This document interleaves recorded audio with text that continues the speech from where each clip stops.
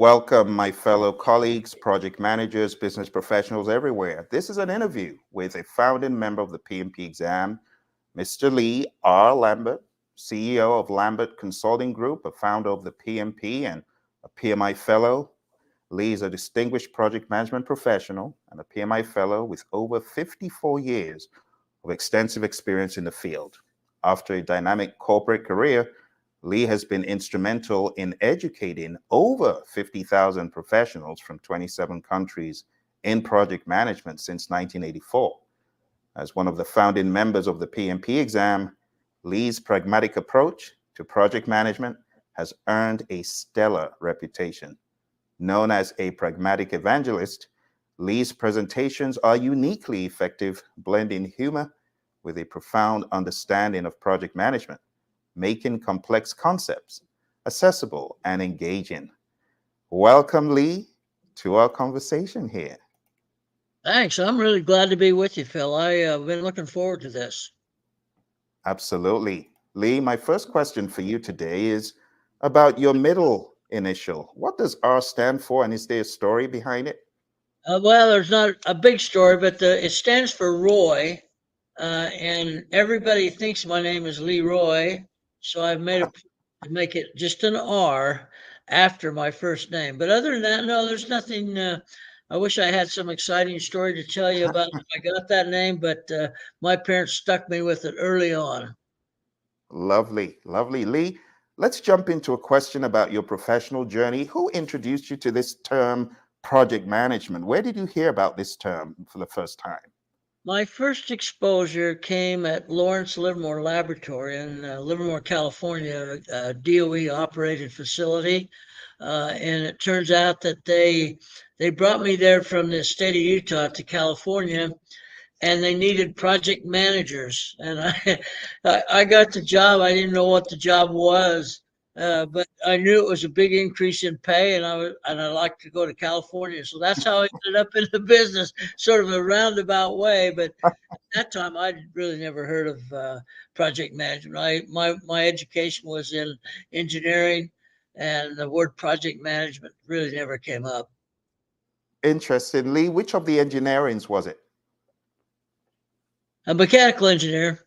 Oh, Uh, mechanical. I see. Actually, what I did was, because I'm kind of lazy that way. I didn't want to go to too many years of school, so I took an abbreviated technical school and got a degree in engineering design. And that's basically, it was a mechanical engineer's job, but truncated without all the grammar and the science and all that, just straight out hard shot engineering work. Gotcha, gotcha. Well, Lee, let's talk about the evolution of project management. How have you seen the field of project management evolve since the 70s and the 80s? Are there any challenges or changes that particularly stand out to you? Well, yeah, I'm sort of outspoken in this regard. I don't think project management is brain surgery.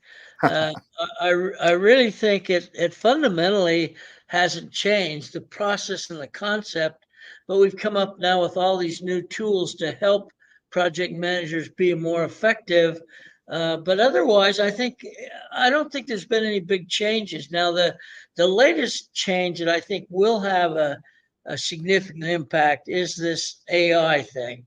Hmm. I think one of the problems with project management is we can never get good, sound decision support information in a timely way. Because we did a lot of it by hand. There was a lot of hand calculations, hand manipulations. Well, with the advent of AI coming along, I think that's going to change a lot. I just did a post yesterday on earned value with that in mind, and it has over 500 views and Wow. 127 questions in one day. So it's obviously a hot topic. And I think with AI, I can see earned value taking its proper place in project management. Wow. Lee, let me jump on that topic. You know, we share that earned value liking, but let's talk about the future of earned value and why earned value is so despised in industry. Do you have anything to say about that? Oh, I do indeed. I think that some of the things that came out of my post that, management says they want it, but then they don't act like they do. And the key to this working or not working is better planning. And the one thing that management won't give us as project managers is enough time to do good planning. And so if you're going to earn value on a bad plan, all you got's a mess. And that's kind of what happened in the application of earned value in a generic. I mean, I can force you to do it contractually if you're a government operation, but I want people to use it because it adds value to what they do. And I think until we can get to a place where we have confidence that we've planned to the right depth with the right numbers of work packages and so on, I don't think it'll have a chance. So I'm hoping with the advent of AI, that's going to help us a lot. Great stuff, Lee. If you were going to advise a CEO on project types to not compromise earned value on, which project types would those be? Well, that's the thing is I see there are specific applications, and I think that to say that I'm going to use earned value on an agile is a bit folly to me, uh, because it really takes some consistency in the scope of what it is you're trying to deliver. And if it's moving around all the time, then earned value data really doesn't bring to the party what it should. So I think anything that's more of I'm going to use the word construction just because it's kind of connotates what I'm after. Something with more of a relatively fixed scope, that there's some understanding of what the outcome is supposed to be, and it's been based on a plan that has integrated all the work that needs to be done, so that anything that starts to go wrong anywhere on the plan is going to immediately be highlighted and drawn to the attention of decision makers. Beautiful, Lee. We got a comment in from one of our subscribers, and we want to say a huge shout out to all those who are watching. And they are concurring with you, Lee, that AI will help improve EVM and project management. We got a rather interesting comment here that says, but we still have to weed out bad apples as PMs. Lee, what are bad apple PMs? Because I know you've been in this field for too long to have not encountered them. So what would a bad apple PM be like? Just let it Yeah. loose, Lee. Well, these are my estimates. Now, I should have done a disclaimer in the beginning. None of these are the opinions of PMI or the attitudes of PMI. They're Lee Lambert. Okay. Now that I did that, there are, I'm guessing, 200,000 or 300,000 PMPs who aren't. I think we call them paper PMPs. I use it jokingly all the time. They paid their money, they took their exam, they passed it, and then they went back doing things just like they always did them before. It was a peer pressure, it was a management pressure, and if you know it's important that you get the PMP, then you'll figure out a way to get it.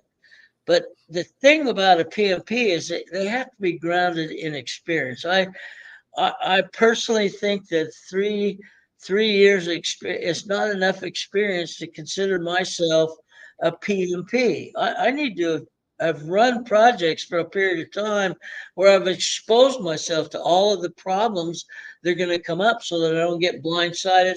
So that's the bad apples they're talking about. When I do a program with a bunch of PMPs, I always ask them, how many are PMPs? Oh my gosh, all the hands shoot up. Everybody's so excited. And then I ask another question. I say, how many of you work with one that isn't? And you would be shocked at how many people, although some don't because they're sitting right next to the person that's the one that isn't, but some people raise their hand. I mean, it's obvious. A real PMP knows an imitation. Hmm.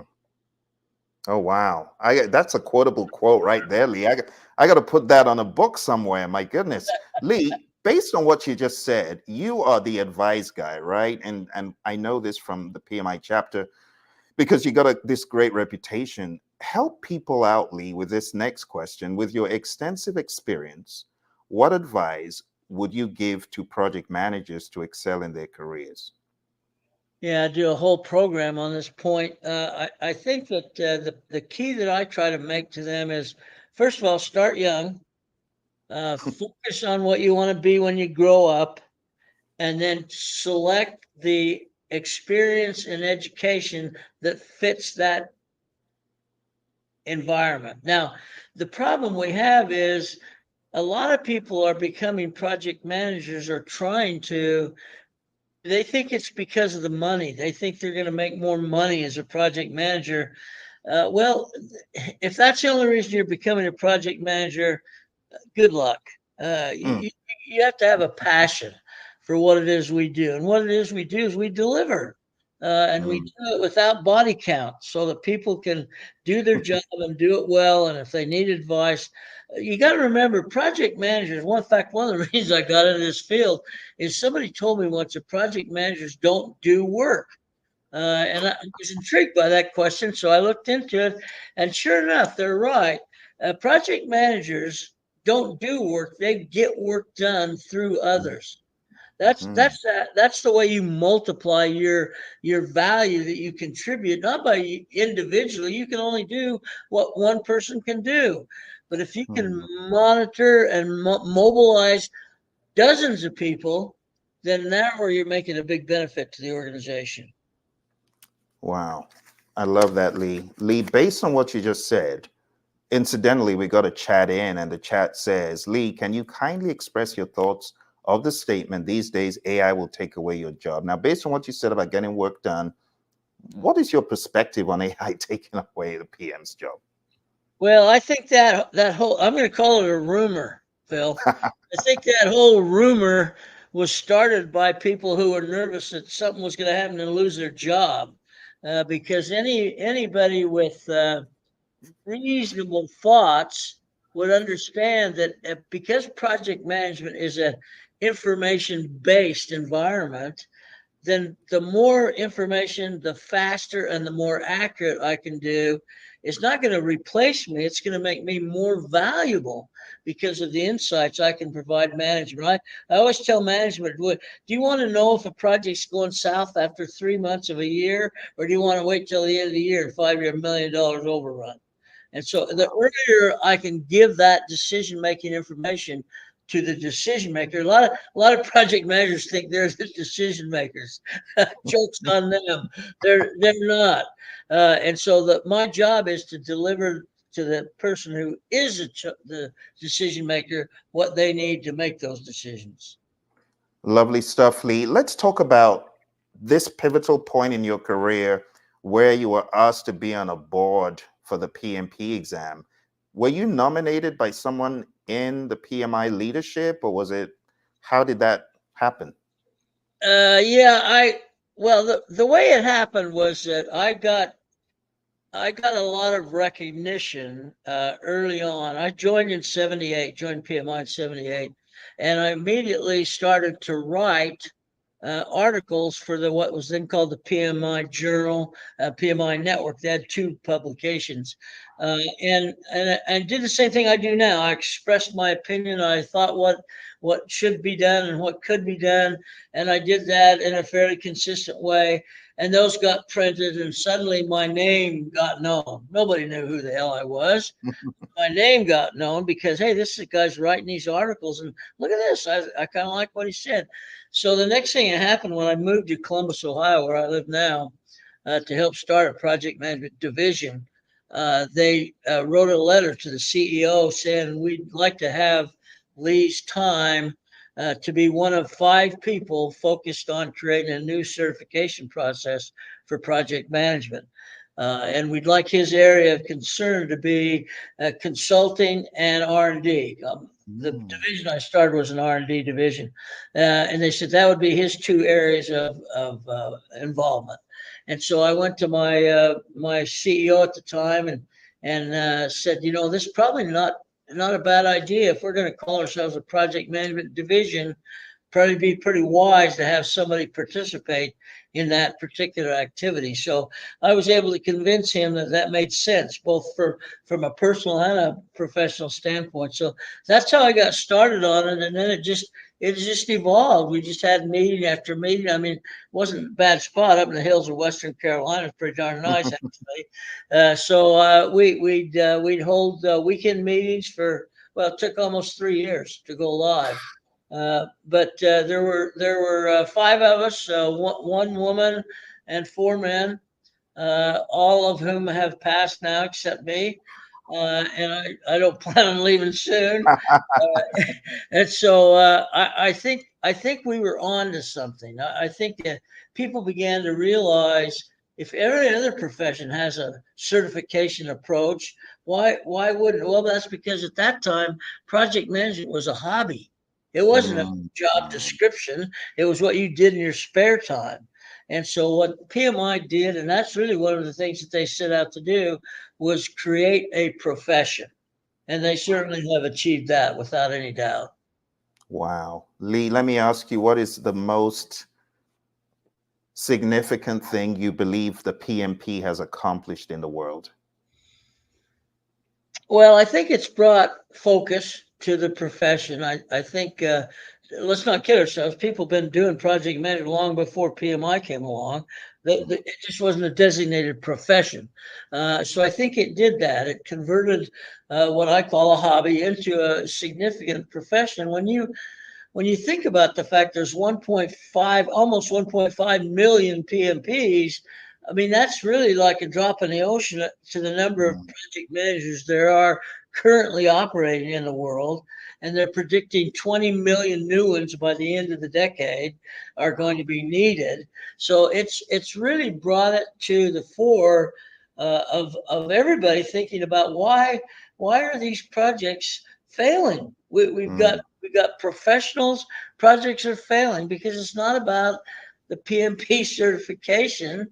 It's mm. about doing what good project managers do. Wow. Lee, you brought up a very important point.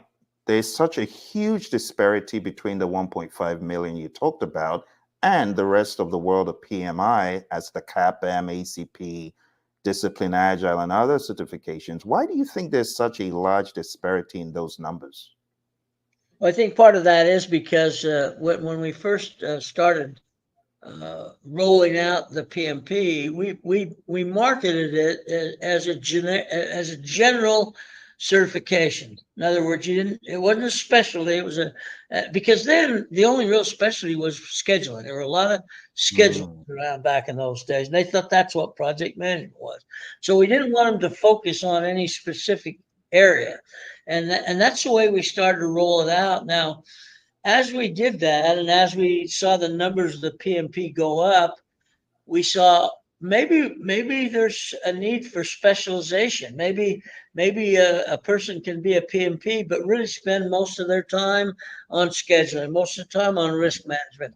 And so we started to create these specialty certificates. But the problem is the PMP is still the gold standard. Everybody wants the PMP. That's an yes. indicator that you know what the heck you're talking about.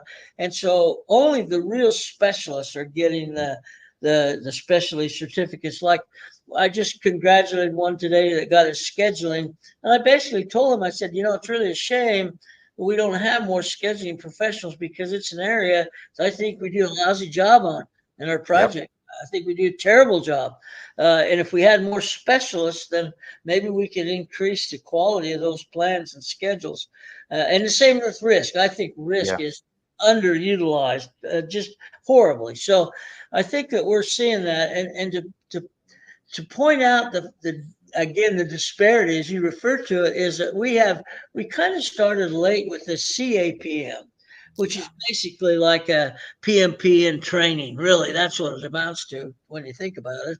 And so now we're saying, look, if you haven't decided if you want to be a PMP, if you don't think it's going to add a lot of value to your skill set, then get the CAPM, the Certified Associate Project Manager, and that will help you make the final decision. Mm, That's what you want to be when you grow up or not. So we now have 70,000, mm. by quite a ways, the second most popular after the PMP. And in fact, in some of the magazines, the CAPM has actually been identified as the most in demand, with the PMP second. Wow. So I think that's I think that was a great move. I wish the heck I could have said I thought of that earlier, but I didn't. But I think Hmm. whoever did put it into the system made a wise choice. And now you're seeing heavy marketing on the Yeah, CAP because they see that we've got a lot of, if we're going to have 20 million by the end of the decade, we got to get them in the pipeline. We've got to get some absolutely. people that are ready to move into that role. So I think the CAPM will continue to grow pretty rapidly. I absolutely agree, Lee. And actually, I got CAPM certified after my PMP because I kept hearing it's not a cakewalk exam. So I decided to Yeah, try it out right. for That's myself. right. So Absolutely. Lee, let's talk about the PMP. Your 3 years meeting with these four awesome individuals. You must have had some squabbles and arguments and, well, let's just say conflict. I don't know. Do you want to, do you have any flashbacks about that? Yeah, I call them nightmares, not flashbacks. Yeah, we the biggest discussion we had several. I was involved in most of them. But the one that we really spent the most time, and this is one of the fellows on this was a president of PMI, the Ken Hartley. You might know that name. Uh, Hmm. and Ken had strong opinions, and he was a great leader. He was president twice, the only man that's ever been president twice. And our discussion was about what do you call this thing? What do you call this thing? And they wanted to call it all but me wanted to call it project management professional. Wow. Project management professional. Well, they wanted to call it. That's not what they wanted to call it. They wanted to call it something that didn't have anything to do with what we were trying to achieve. And so I said, no, okay, look, if we're going to say professional project manager, I don't think that's exactly what we're after. I said, well, how about this? I said, think about this from that standpoint. Somebody that is working in a project management environment, in other words, an organization that has implemented project management, do they really need to be a PMP, or do they just have to have a good knowledge of project management so they can talk the language, so they can understand what's being said? That was my position. And they said, no, we want to have professional project managers. I said, well, you're selling yourself short because you're limiting the market. There's going to be a lot of people that can benefit from it that won't do it because they're not going to be a project manager. They're going to be working in an environment that has implemented project. 4 days we argued about that. 4 days. And I finally convinced them. I said, what you're going to do, and I must admit that it was a little bit of a marketing thought that I had, is that we just broaden the market by tenfold. Because Mm. now instead of just project managers, the a lot of people can benefit by being a PMP.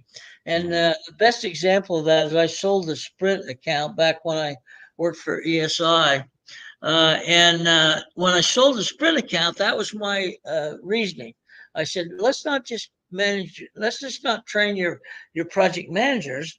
Let's train everybody that has anything to do with project Mm. management in a regular way so that communication will be sound and valid, everybody understand.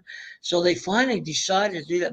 It meant millions of dollars to them. That was a very, very big decision. There were times we'd have 11 instructors on site, 11 different classes going at the same time. And when we found out, when we started to look at what the makeup of the audience was, maybe 20% project managers.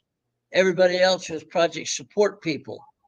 And they proved themselves. They proved themselves to Sprint that they added a lot of value. And so that's the main argument we had. Some of the others were what it take to qualify. Back in the old days, it was just three categories: education, experience, and service to the community. Of course, it's clearly gotten much more complex than that now, which it should have been, by the way. And I was in charge of qualification back in the old days, and I got to be Mm. honest with you, I didn't spend a whole lot of time. If I could add something up real quick, qualified. My opinion was, if you're going to sign a code of ethics, you certainly wouldn't lie about your application, would you? I mean, I believed in honesty. I believed that if people signed that code of ethics, then they were saying, yeah, yeah, I've done all those things. Well, we learned the hard way. That's not exactly true. So now we've got a little bit more rigor in how we allow people to sit for the exam. Great stuff, Lee. I'm curious, you mentioned ESI, which is an organization that everyone knew. Were you with ESI for a long time? I was with them. I went over there probably in 1982 or 83, right just before we released the PMP. Uh, Wow.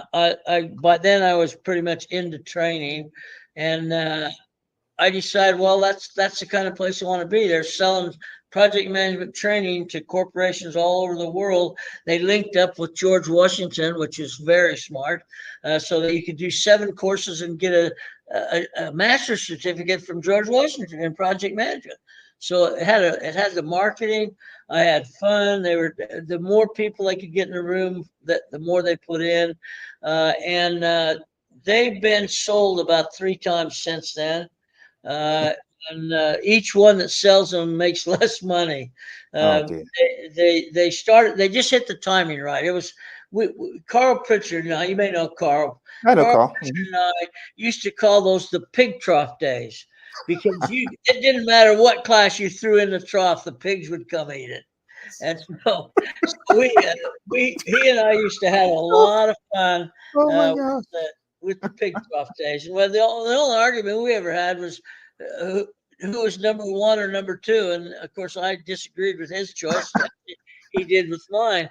But we made a lot of friends, and a lot of people that I still talk to today are people I've run into at ESI that have become very good friends and very good project managers. Absolutely. And speaking of your name and your middle name, isn't there a Leroy who was at ESI?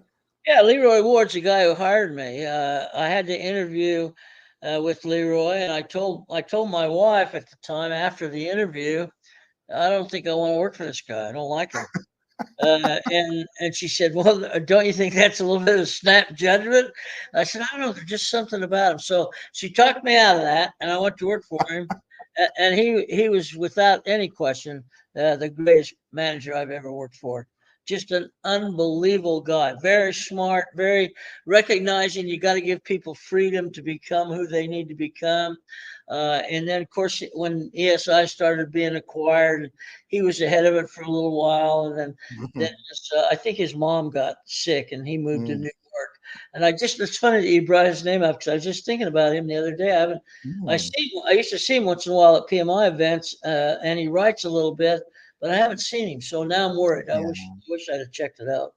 Yeah, I haven't seen a lot of activity from Leroy, but one of my mentors, rest his soul, Ginger Levin, was good friends with Leroy and they wrote together. And I was always aware of what they did together in project management. They had some books. But Lee, now that things have changed, the goalpost moved. ESI, like you said, is almost nowhere on the map. Yep. The new normal today seems to be different from the training organizations back in the day, like Rita's organization and others. Apart from ESI and Rita, are there any notable organizations apart from yours that come to mind as being the leaders back in the day, or were there no leaders back in the day other than those? Well, the only one that's really, I mean, I'm probably way off on this 'cause I haven't looked around, but the only one that's really still around that's known is Velociteach. Uh, Mm, and they pulled out of the REP/ATP program, as did quite a few of the leading instructors. They didn't feel like they wanted to pay the 10 or 12 grand, whatever it is, to be an ATP. They're doing fine. I talk to them all the time. They seem to be doing just fine. So their decision was okay. I think some others might have not done that, but I know Carl was an ATP for a while till he got sick, and then he mm. liquidated everything, and now he's back, not back whole, but he's sure back way better than he has been. Oh, So I'm yeah. Oh, pulling yeah. for him all the time. I see him and talk to him once in a while. Lovely. I mean, he's one of the real ones. You don't, He's I hate to say it, absolutely. but talking about paper PMPs, I think we can say paper PMP pushers Because, but we'll talk about that another day, Lee. Yeah. Well, that, I that's the one thing I've hit, not just me, we've hit Pierre with that he needs to, that he's working hard on, is the integrity of the exam. I mean, we literally find people selling the exam on LinkedIn. Send us your money. We'll send you a certificate. We'll take the test for you. I mean, it's ridiculous. Well, that's what happens with money. You know that. Yep. If these shysters can find a way to make a penny, they'll do it. They don't care about you. And so our integrity is in question in some cases. Sometimes people write me. I don't have anything to do with that. I don't work for PMI. I just do stuff around PMI, and I'll get letters saying, "Well, this is just not right." And they'll send me an ad from India, if in that particular case, that says, "Send me your money. I'll send you a certificate. Don't worry about the test."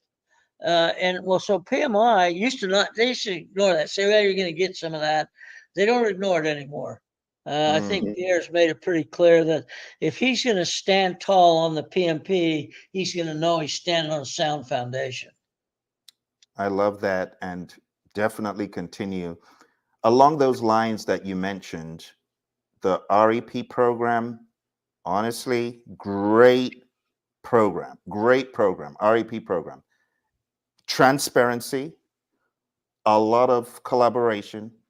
Not so sure about where the turning point has gone, because there used to be the REP logo all over the place. People were evangelists for the REP program. We don't really get that happening today, but I know it has had to do with leadership. So I'm going to ask you, if you were going to choose from your friend Ken, rest his soul, the one who went twice, and Yeah. all the others, let's talk about the PMI Mount Rushmore. Who would your four be for the president, the PMI presidents that you say are most pivotal for shaping the firm? Well, we've had some bad ones. I tell you, no, I shouldn't say bad. That's not fair. We've had some that I don't think they were project managers in the first place, but trying to run a project management organization. When we started to switch to people with a little more credibility, that helped. I like when Mark Langley took over for the one that left. I forget now who was before him. When Mark Langley, Greg? Was it Greg? Gregory? yeah, Greg Ballesteros. Yeah. Well, be honest with you, he was one of the bad ones.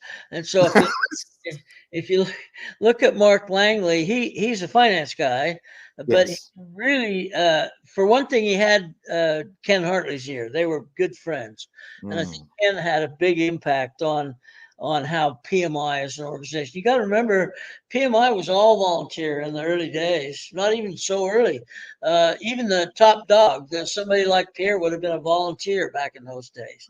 And so when we started to convert to a business model, it required people that knew what they were doing. So Mark mm, had some good background, good skills, good financial acumen, and I think he helped a lot.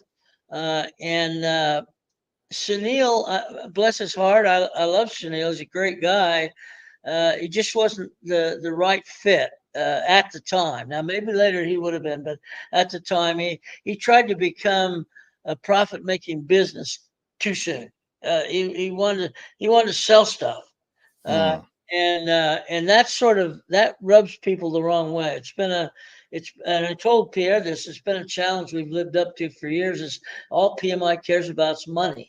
So Mm, I interviewed him recently. I asked him that question. He had a great answer. The guy's he's really thought through this job, and he gave just a fantastic answer. Yeah, we got money in the bank, of course we do, but look at all the things he's doing. Those things mm, all cost money. mm, And people don't realize that. They think, I mean, they're paying $139 to be a member. They think that's a big deal. We've only got 700,000 members. It's not like we own the world or anything. So they have to supplement some of those revenue sources. But I think that I think Pierre, unless there's something I don't know about, and I doubt there is. He's too transparent. I mean, he's just a great guy. He's a He'll talk great guy. to you Great. about anything, Great. unless he has something happen that really changes the playing field. I think he's going Mm. to be a long-term success. I hope for the same. So it sounds like our Mount Rushmore for in your eyes, definitely Ken. Oh That's yeah, one. Sounds Ken like Mark. Ken was great. Mark Langley was good. Based on the fact he's a finance guy, nothing against finance guys, but he did a good job, and he still comes around. He was on our cruise 2 years ago. Lovely. Langley was as one of the PMI cruise members. So I mean, Lovely. he's taking an active role in the business. But again, well, you saw what Pierre did when he came in. He not immediately, but within reason, started to replace key positions. Oh yeah. Oh yeah. These were people that had a lot of tenure. They'd been there a long time. They had done a good job, but they weren't project management people. They weren't as skilled in what you need to be skilled in. So he wasn't afraid to make changes. I asked him that question in my interview too. He handled that like a champ. He just, certain people needed to be in certain positions, and he's now got himself in a position where he's got the right team, I think. Mm. And now he's gone on to say, okay, look, you're a team member at Project Management Institute. You will be certified. If you're not certified, you better get busy. I mean, even Brantley is a 26-year veteran. Some joke that they think she was born there. Uh, but the fact of the matter is, she'd been working all that time, working hard, getting lots of things, had no certification. And so Mm. immediately, of course, when Pierre said that, she went and got it. So it wasn't like she couldn't have had it. She just never was pushed to get it. And so now Mm. everybody in the organization at a reasonable level is being told to have at least one certificate. They're not saying it has to be PMP. Uh, they'd like it to be CAPM if that's the only one you're going to have. But the fact of the matter is, they're only saying, look, everybody needs to have some kind of a certification. Mm.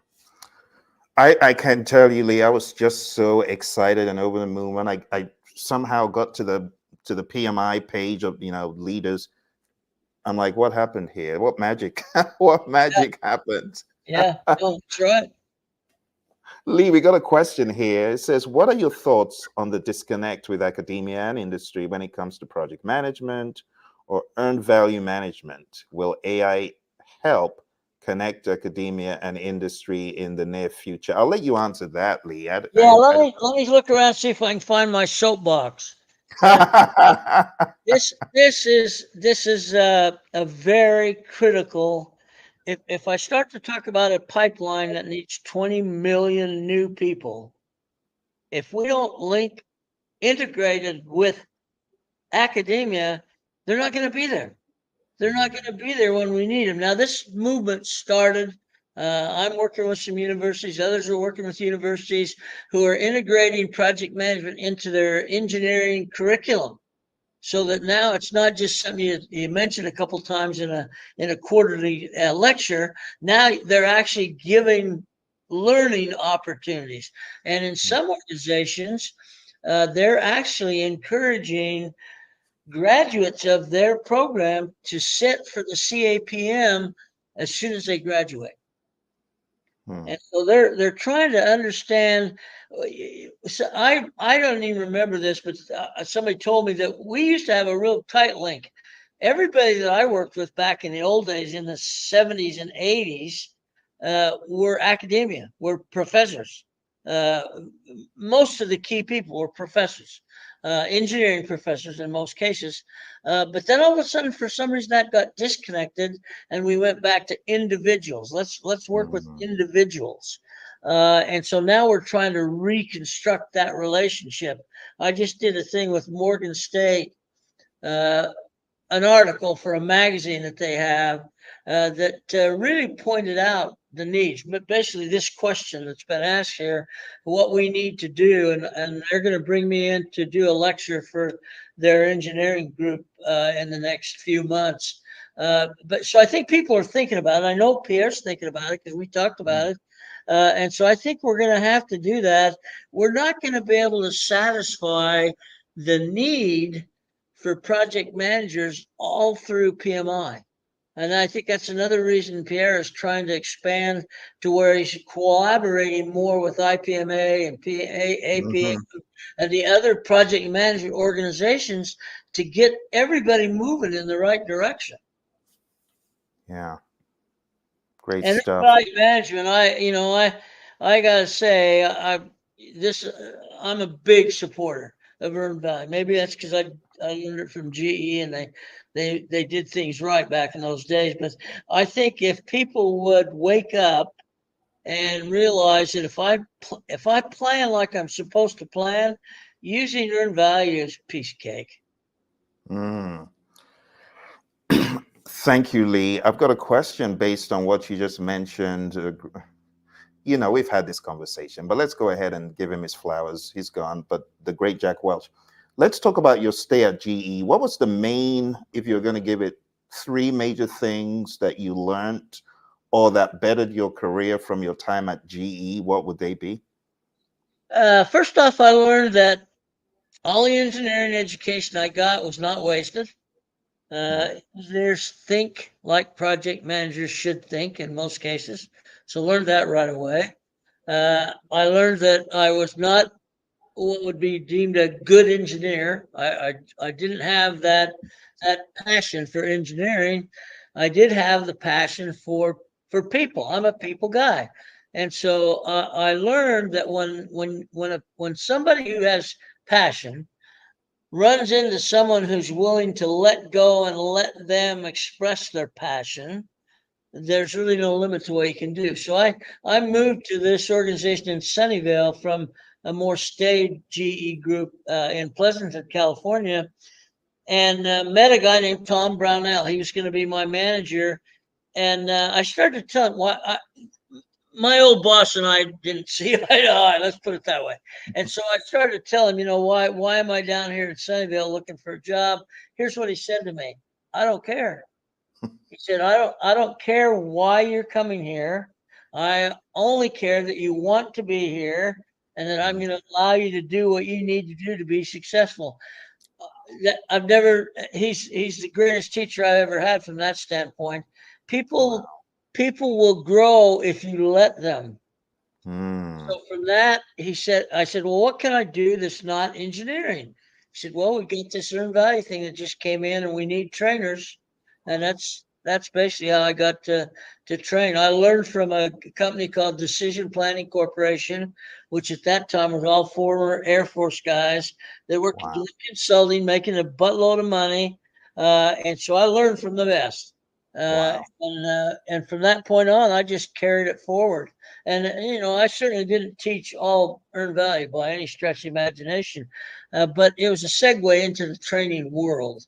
So opportunity, you gotta have passion, you gotta have opportunity. A lot of people have passion, they just never get the opportunity. But I was fortunate enough to get both. Wow.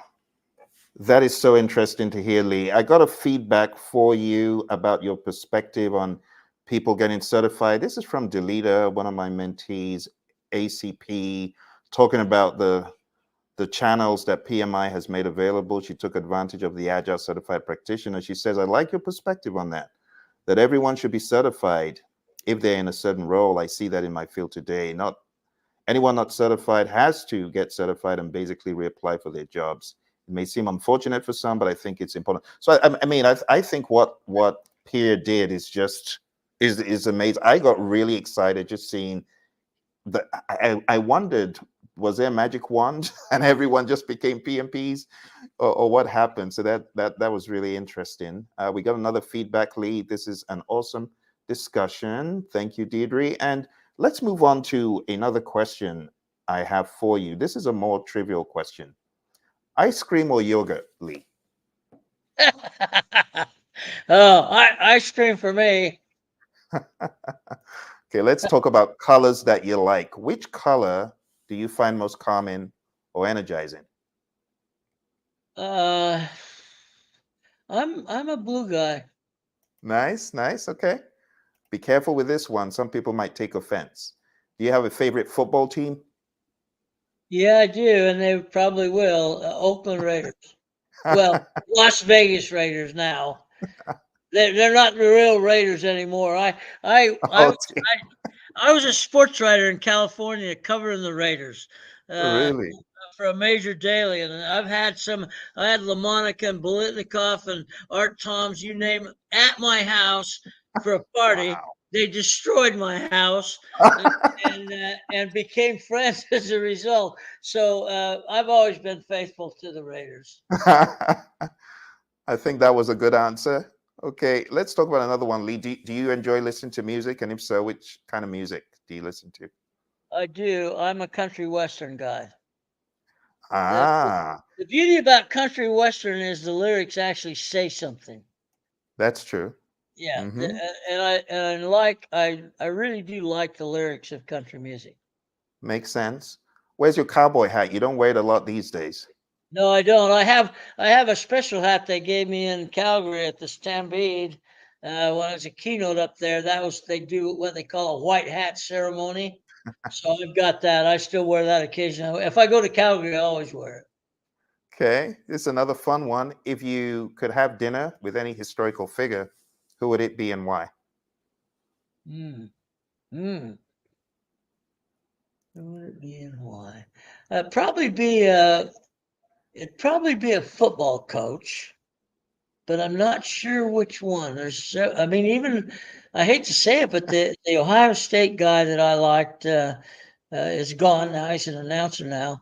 But Mm, there's something about I'm not going to say that Alabama guy. I won't even say his name.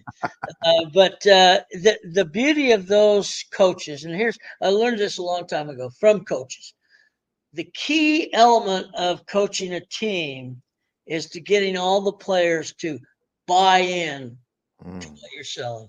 That's all the big time coaches will say that. In post game interviews, they'll say it almost every single time. Well, that's all the boys are working hard. They buy into what we want them to do, and I think that's a key. That's commitment. That's basically what we're talking.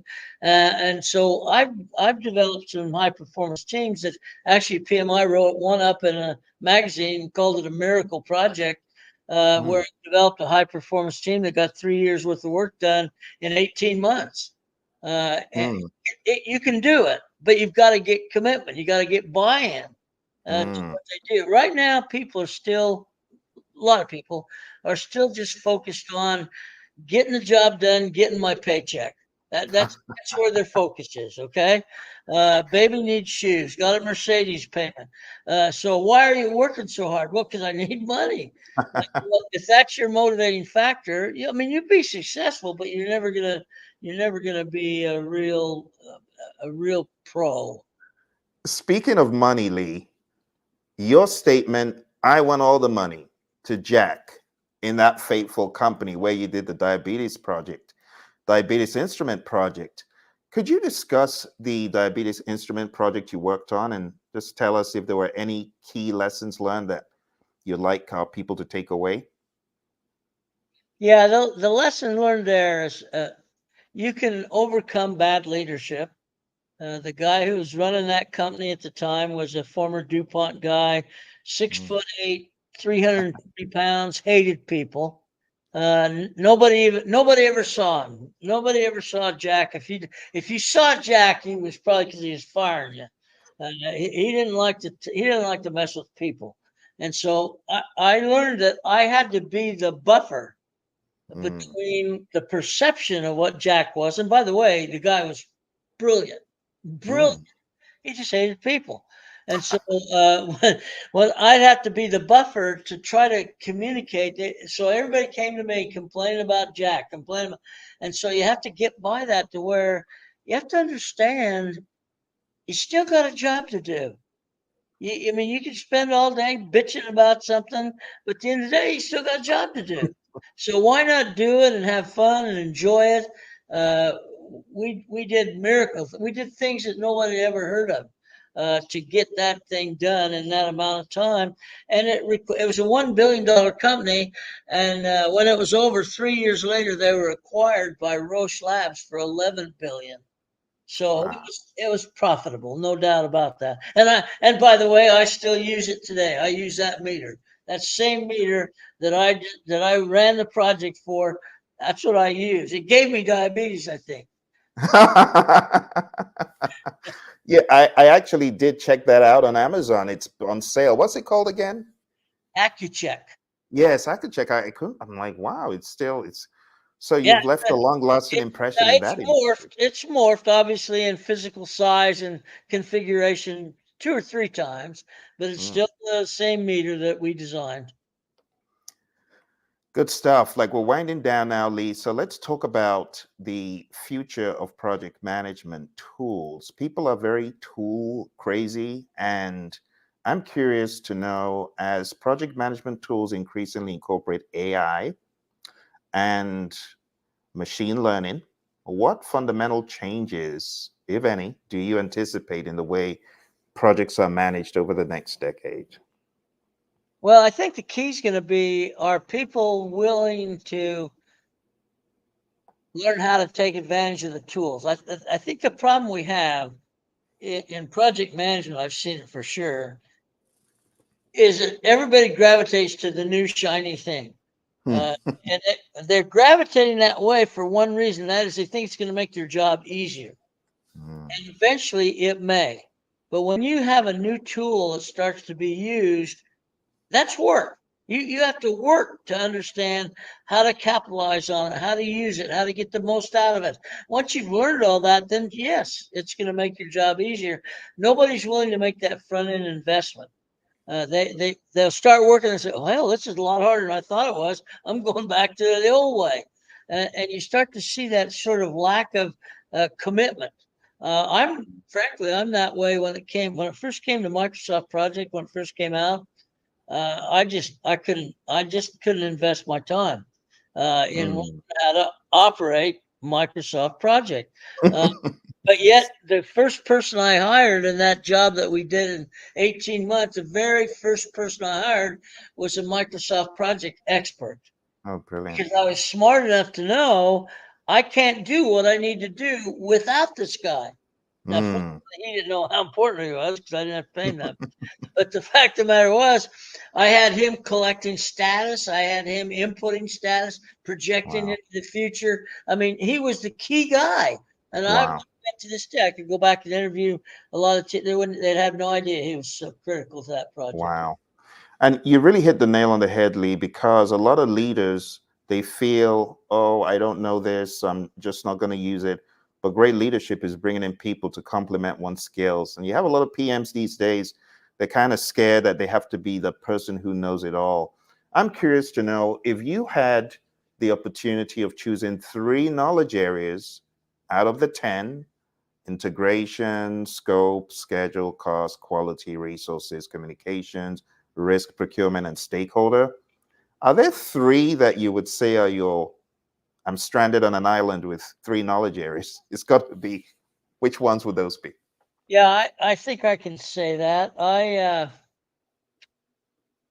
The first one is scope, which is a knowledge area in terms of how do I define scope.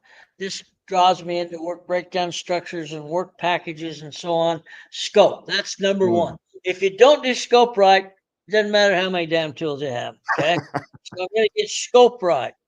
The next one I would do is I would say is probably scheduling. How do I take the output of my scope development and put Hmm. it in a framework that says this is doable? I can Hmm. start now and I'll be done when I want to be done. And then the third one is going to be the people side, Hmm. doing what I call skill set match. Uh, because I've defined the scope very well, now I can say for that scope, I need this kind of a performance. And now I Hmm. can look at what I've got, and unfortunately, we do that terribly. Hmm. The way we assign resources now is called the availability. If you're available, you do it. But that's not really much. You're available, you do it. And so we end up causing our project's problem in the very early stages by not paying attention to the impact of skill set mismatch. Mm. So you've got to understand that when somebody asks me how long is it going to take, and it's what I do, and I say 8 hours, it'll take 8 hours. Okay.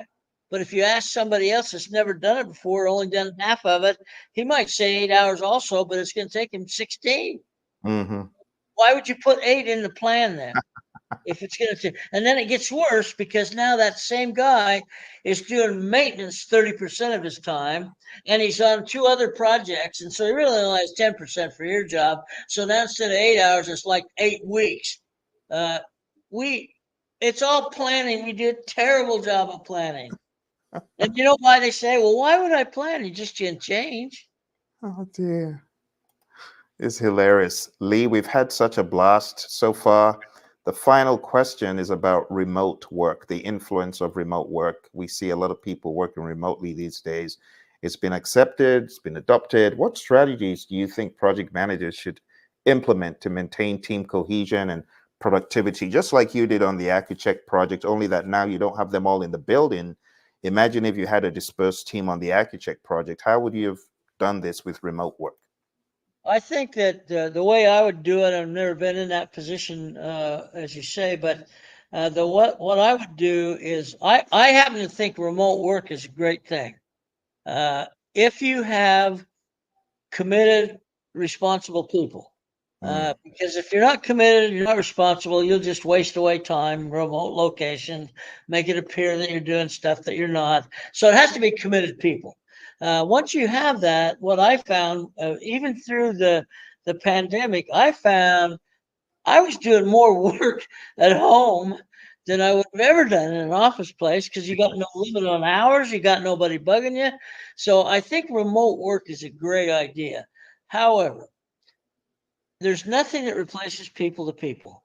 You mm, can give me a great TV screen and we can have like we're doing right now. It's not the same as being in the same room talking randomly about what we want to talk about. So, what I think a lot of companies are doing now is going with the 3x2, 3 days remote, 2 days come into mm, an office setting where you don't. I mean, remember you're going to work with some of these people for a long time, sure. and there are going to be things that you won't talk about online. You won't talk about in a visual system.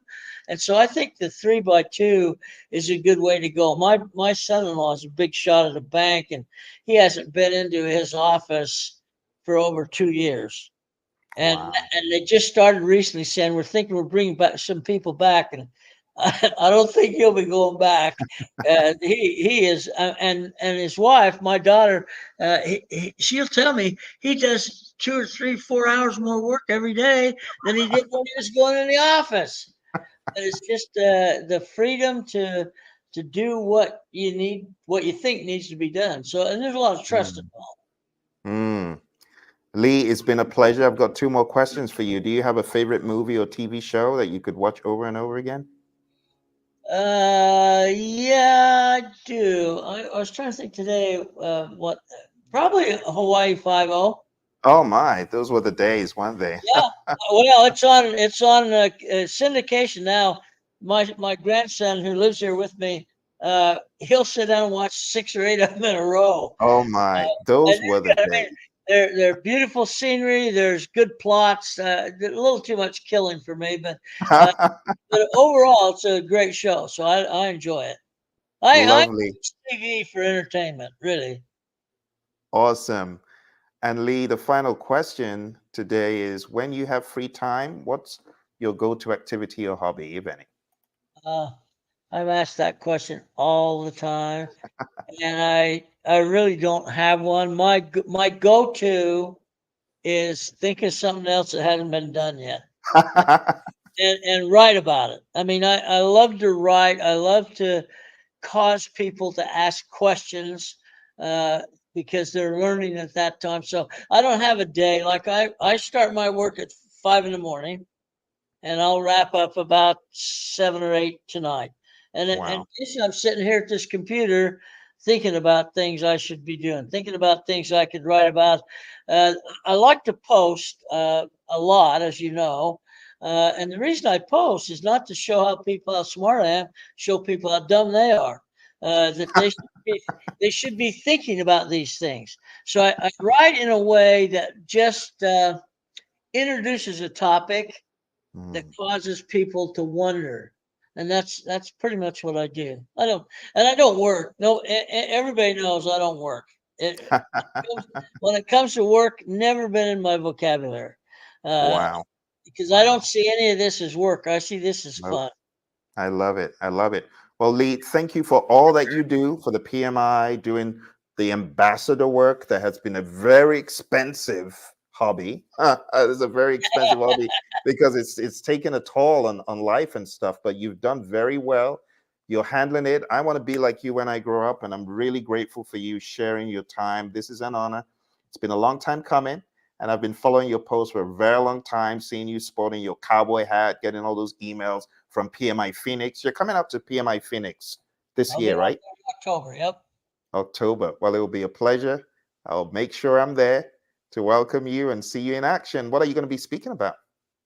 Oh, I don't know. I'll think of something. Well, thank you to you, and thank you to our viewers for joining us. It's been an absolute pleasure. This is just part one. We definitely need to do part two because I've got about 30 additional questions that we didn't get around. I appreciate the feedback and the interaction. I love this format that you're doing. I really, because people, I never know if I don't hear questions or see comments. I don't know what the hell am I missing or what. So this is awesome. Oh, I love this. Lovely, Lee. Thank you so much. It's been an honor and a pleasure. And thank you to our viewers. And we'll see you again, hopefully very soon. Bye for now.